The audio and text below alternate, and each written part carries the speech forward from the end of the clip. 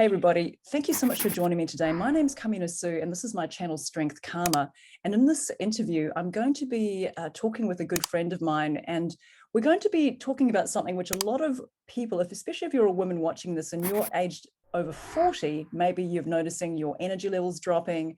You're finding it more difficult to perhaps lose weight, finding it difficult to get motivated. You could be going through something called perimenopause, or you could be which is the time right before menopause. So we're going to be talking about HRT, hormone replacement therapy, and lifting, and how HRT could help you on your fitness journey. So I'm very excited to have a good friend of mine here, Nadine von Ringsberg, who is, I would have to say, I have to thank her profusely, because she was the one who really told me all about HRT when I was going through perimenopause, which I still am, and it's helped me immensely. So I wanted to bring her on today to talk about HRT and how this could possibly help you.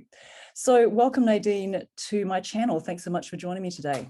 Thank you. Nice to be here. Nadine, could you give a definition of what the letters HRT mean and what that actually means?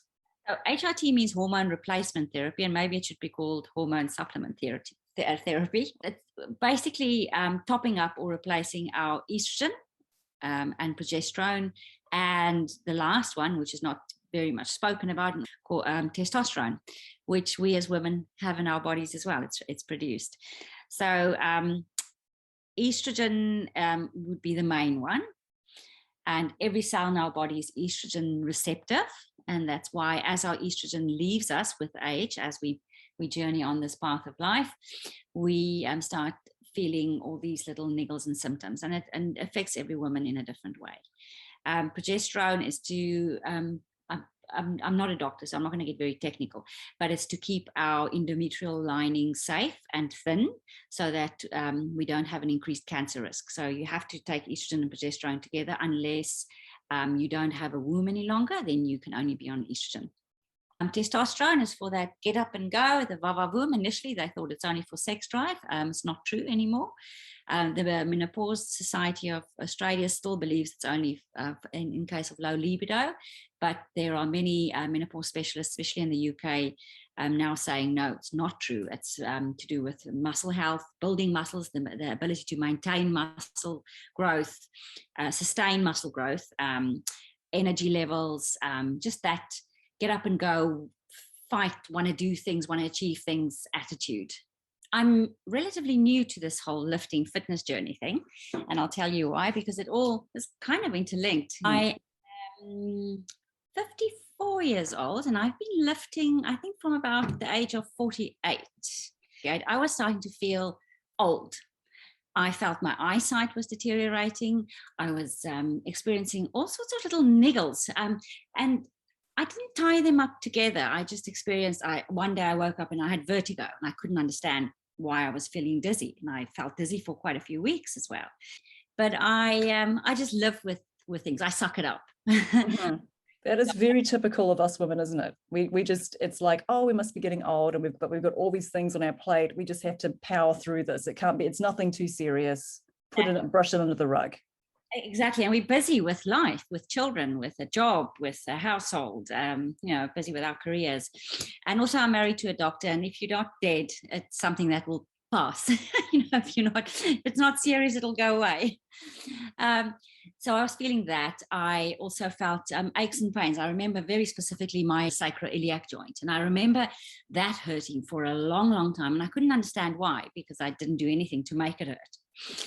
And that's when I started on this journey of fitness. I think I realized, and I was probably 10 kilograms heavier than I am now as well. So I was at my heaviest ever. So weight was slowly creeping up as well.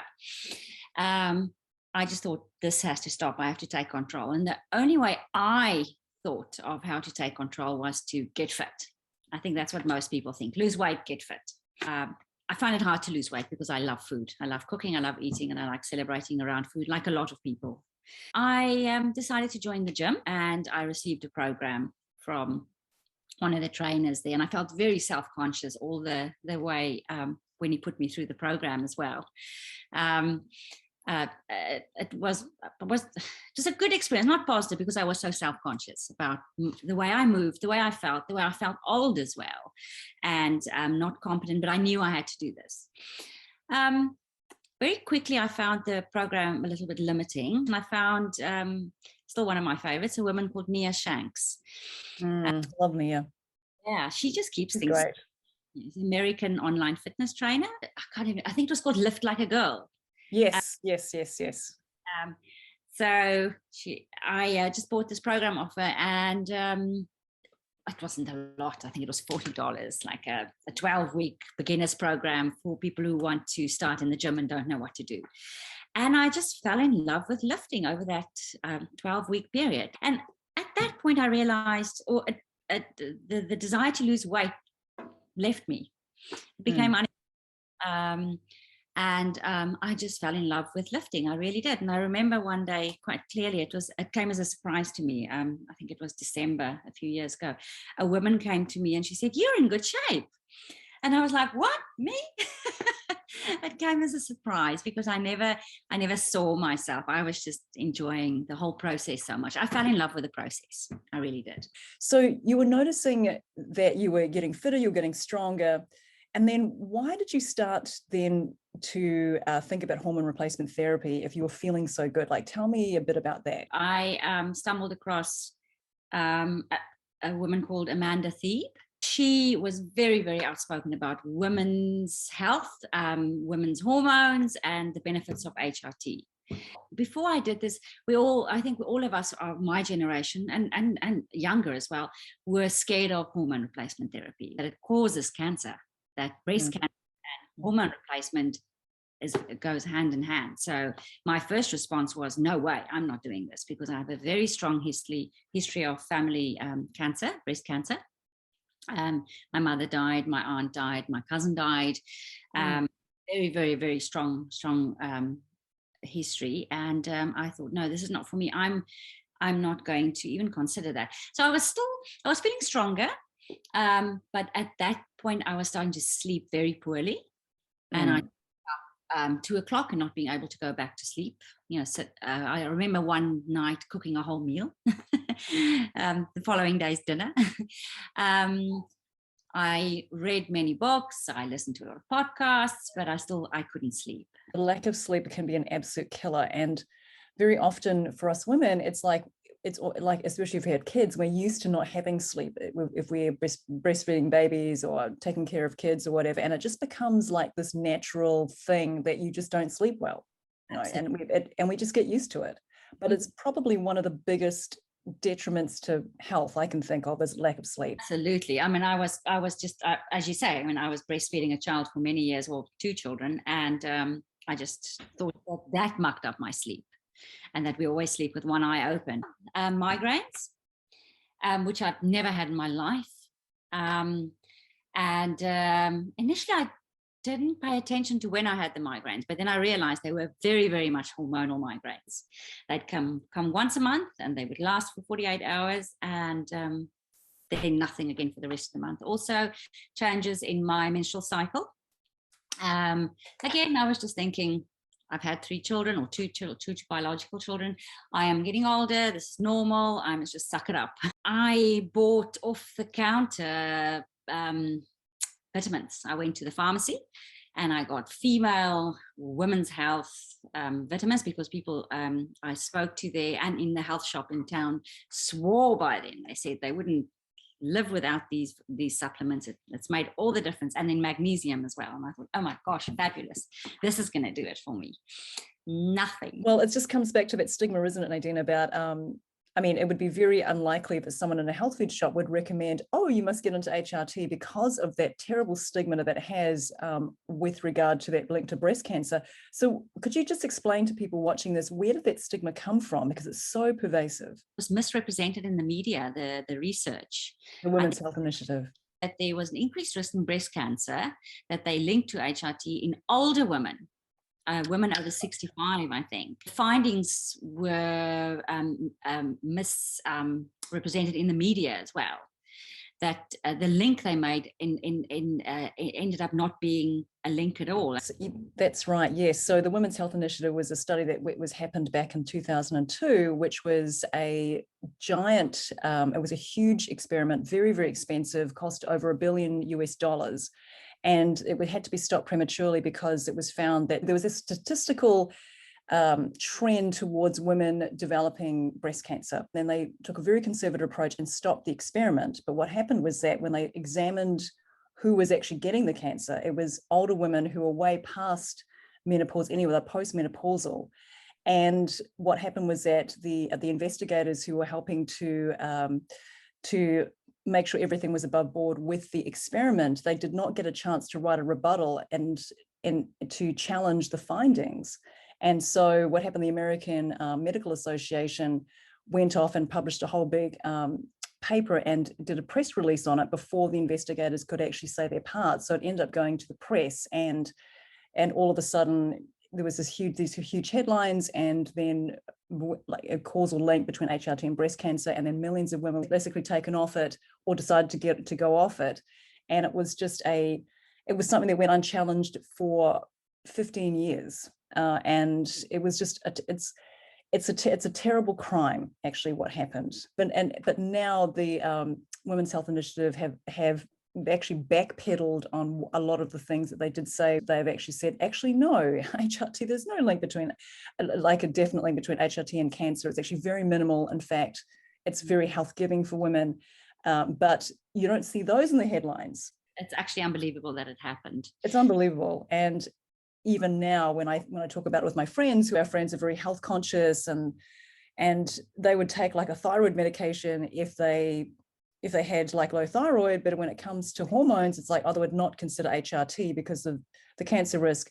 They'll go and take something instead, which is off the shelf at the pharmacy or whatever, black cohosh or other herbal medic, which is or vitamins. Which we're not knocking those things, by the way, but it's like when those are things that people default to thinking, oh, that can help me, you know that there's something wrong. And I think there's a major public relations disaster. It's more than that, really. We tend to forget is that hormones are natural. It's our own hormones. We just want them back because we live till we're 80 or 90, if we're lucky. We just want them back. Right. Yeah. So there's nothing unnatural about being on HRT, because I know the words often being used is, oh, we'll just suck it up. I did though. I used the exact words, or I'm going to age naturally. I remember. Right. And you know what, if it wasn't, and I have to say, if it wasn't for you, Nadine, I would never have considered HRT. But even when the symptoms of perimenopause just floored me, I was on my knees. I couldn't think clearly, no energy. My recovery time when I was lifting, it was terrible. And it was interesting because these symptoms, I think, kind of happened slowly, but then they happened like an avalanche. Because I felt that my symptoms came very slowly over the period of a few years. And that's why I didn't link the dots as well. That's exactly. So along with the fact that the symptoms just come so sporadically, might not be super serious, but when they do come, they can be like, oh gosh, this is horrible. But also with the paucity, combine that with the paucity of information about perimenopause. And I hadn't even heard of the term perimenopause before. Absolutely, yes, new term. I mean, I remember the first time I told my husband about it. I mean, what's that? You know, and he's a doctor. We're lucky that we have warriors out there in the field like Dr. Louise Newson, like Amanda Thiep. There are many now, but be armed with knowledge and information before going to your GP, because most GPs, and it's not their fault, are not properly trained in managing menopause. And I know in England that's being rectified at the moment. But we can't blame them for not knowing, because they were also kept in the dark by what happened with that big study. They're not menopause specialists. And I think that's really important to remember as well. But what's interesting to me is that there's a ton of information out there for pregnant women and around pregnancy, conception, lots of resources, and also that and I think as well, it's because that women, we are rewarded if we're fertile, young and fertile, and that we are, doing what nature intended. Whereas what's happening with perimenopausal and menopausal women is that because we are no longer in that period, that inherently, and this has been internalized, I think, by not only men, but also by women as well, that we are not as valuable. which I think is and that subconsciously informs, I think, why there's a lack of research in this area, and why the WHI, those findings have not been rebutted as like banner headlines in the news, is because of that. And it's a horrible thing to admit, and no one wants to admit it because from an intellectual perspective, it's like, no, we don't. We value, women, but I don't think that we do at the very heart of it. It's just, especially when we get older. That to me it can be quite disheartening, but that's why I'm glad that we're doing this interview here. Because also, just from a very practical perspective, to take the emotional side out of it, from a very practical perspective, it's like we can get back the health and vitality that we may have felt we were missing as we get older. And if you combine that with the wisdom of accumulated years, I believe that the second half of life can be even better than the first. As it is, women hold up the sky. The hospital, our local hospital, would crumble and stop functioning if it wasn't for middle-aged women. I hate that word even, but women are often not found at the top tiers, and I firmly believe it is because we bear children, we look after children, we nurture and care for children, so we have less time. Looking after women in the workplace, perimenopausal and menopausal women are incredibly important, because they lose their jobs and leave their jobs or don't function well at work and are seen as they're not taken seriously. There's a massive list of symptoms, but I printed the one from Naomi Potter. I found hers the easiest to access. So Naomi Potter is a menopause specialist in the UK as well. I follow the two doctors, Louise Newson and Naomi Potter, because I find that they offer not different perspectives, but they just use different vehicles. And the one does more podcasts and Instagram, and the other one puts out more data on her website, and she has her Balance app as well, which is a great resource. Oh yes, I love that app. And the funny thing is that I didn't even know this myself, but the periods are often the last thing to go, or the last symptom that becomes apparent. And that we hinge everything around and on, and it shouldn't be. That's right. Yeah. That's a very tiny, tiny tip of the iceberg as well. Or you're still having your periods, you can't go on HRT. That's been debunked as well. Our estrogen keeps on dropping, and as our estrogen drops, our symptoms appear. So, it just makes sense to top up your estrogen to feel better as well. Yeah. That's right. And you don't even have to be in your 40s. So you can be in your 30s. I even have a good friend who actually went through menopause, or she had premature ovarian insufficiency at the age of 28. So, which is super young. And so this can really happen at any age, but I guess it's more normally happens in women in their 40s, mid 40s onwards, or even early 40s onwards. Yeah, think about that. In our early 40s, we don't associate our symptoms then with menopause, because we're not in menopause. Menopause traditionally is when you have had no period for a year, then you're in menopause. So that's why the term perimenopause and what that means is so very important. It's so important to understand what that means as well. I think that menopause is much more clearly defined. Lots of money wasted on unnecessary investigations. I know my husband, who's a physician, has seen many, many women for ongoing migraines that GPs can't solve, and all sorts of referrals to neurologists and suspected brain tumors, and nothing. They find nothing.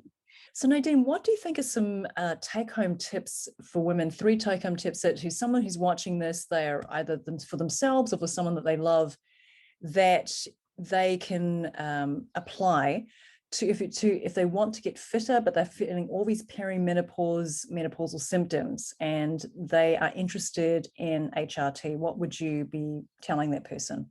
I would say just start.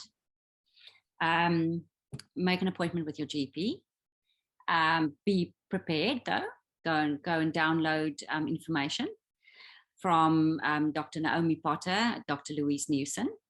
Listen to podcasts. Both these women have great podcasts. Arm yourself with knowledge. Know what you're asking for, and present information as well. My experience is that the GPs that I've gone to have been very willing to prescribe. I haven't had to ask for it. They were knowledgeable. I felt they could have been more supportive in explaining what it is and how to use it. They were slightly alarmist around breast cancer, but not too much. They have to tell you that there's a risk, but the risk of getting breast cancer from hormones that you replace is lower than the risk you have from being overweight or drinking a few alcoholic drinks too many in a week. And that's not even a lot of alcohol though. And smoking, of course. So obesity and smoking carry a much higher risk of developing any cancers than hormone replacement. Go with an open mind, but know what you want from your GP as well. Fill in the menopause checklist. And on the Balance app that I spoke about a few times, Dr. Louise Newson's Balance app, you can now print out, if you fill in your symptoms over a few weeks, it generates a health report that you can print out as well, which is incredible.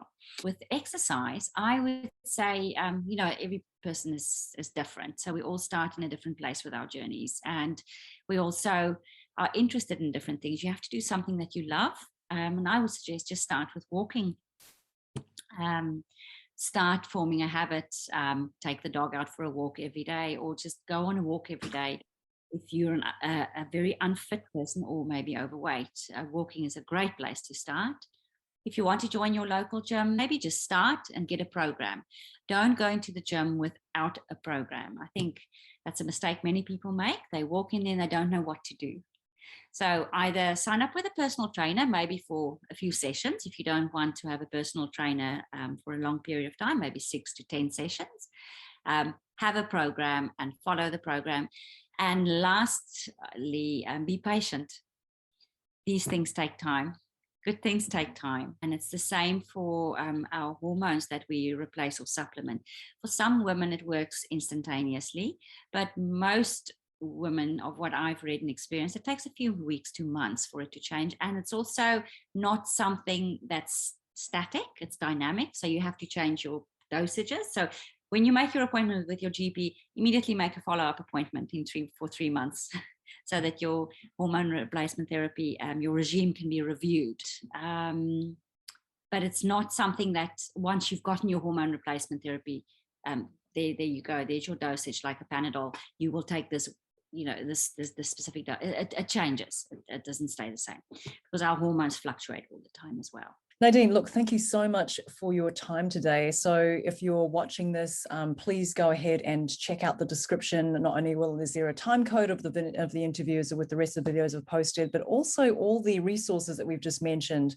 And just to let you know as well that if you were to do a Google on HRT, you'll be absolutely amazed about how much negative information is on Google than there is positive. And that is because of what we discussed before of the bias that was created by the findings of the Women's Health Initiative and how it created a huge uproar and consequently a negative attitude towards HRT, which is slowly, I think, being righted. So I wouldn't use Google if you are watching this and then wanting to check it out more about it. I would consider looking at those links underneath this video so you can look at some evidence-based information about HRT. So thank you so much, Nadine, for joining me today, giving up your time, and you're a wonderful friend, and I'm so glad I got to interview you today. If you enjoyed this video, please consider subscribing to my channel. Thanks so much for watching, and I'll catch you in the next video.